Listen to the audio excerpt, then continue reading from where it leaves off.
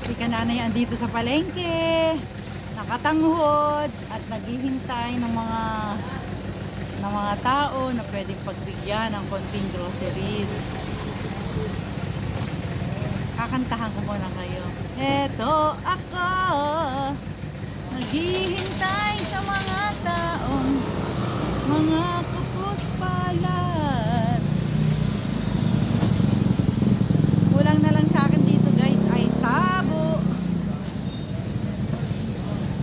Eto ako, naghihintay ng kapuspalan.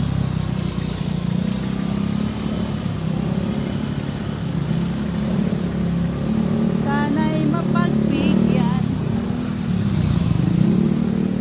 Upo tayo dito.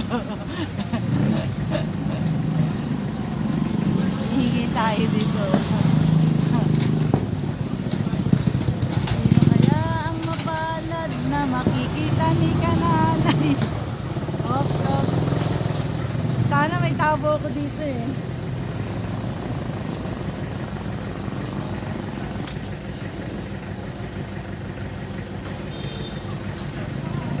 Tarariraran, tararan, taran. Tararirarirariraran. Ito isang biker o namamalimos. Tarirararan, tarariraran, tan. Oh, Kananay, makapal din talaga. Makapal na talaga ang mukha. Hindi na nahihiya. Kahit maraming nakatingin dito. Palengke to guys. Dito kami nagpa-park ng sasakyan. Larirariraran. Ako ay manghihingi dito. Sino kaya ang lalapit at aking tutulungan? Eto ako, wala pa rin akong nakikita.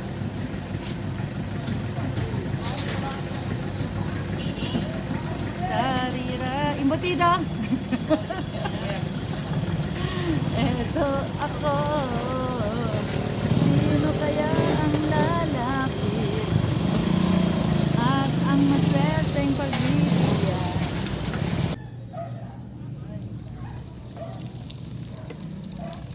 Sana naman napadpad si Kananay. Ayoko dito, may aso. Kuya, interviewin ko kayo.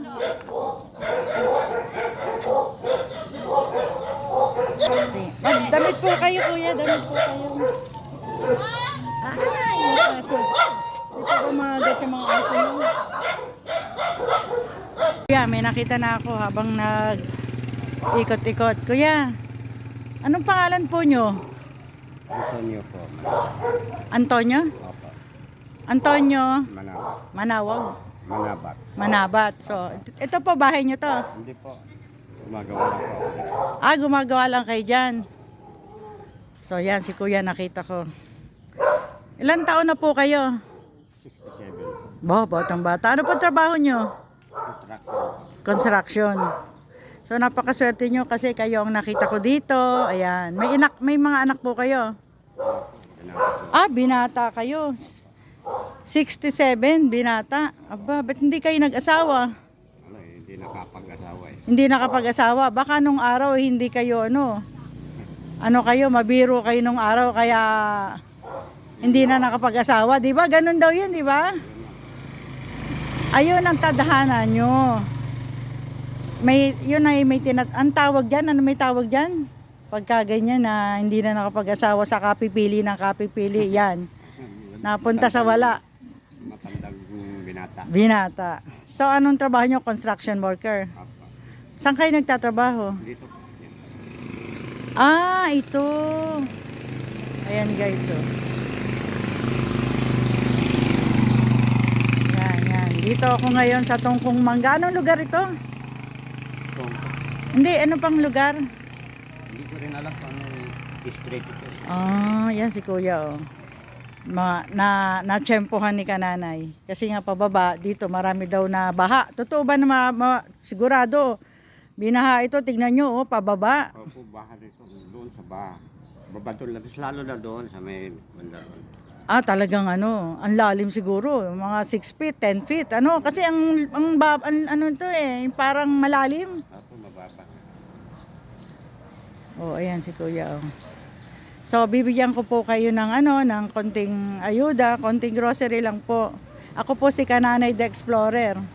So, kayo po ang nadaanan ko, ayan. Ayan, kayo po ang nadaanan ko kayo. Bibigyan ko kayo. Ayan. Iaabot ko na kay Kuya. O ayan, para meron kayong pagkain, pang 2 araw. O ayan po. Ayan. Salamat po. Ayan ha. Ayan. Ayan. Thank you din po. Mag-ingat din kayo. At naway makapag-asawa pa kayo. Hindi pa huli kasi 67 pa lang kayo eh. Mas maganda kasi yung may pamilya. Pagka nagkasakit kayo, merong mag-aalaga sa inyo. Kahit, wag na kayo mamili ng kagandahan. Pumili kayo na makakasama nyo talaga. Sa hirap at ginhawa. O, ganun lang po. Thank you very much. Maraming salamat po. Okay po. Sige po.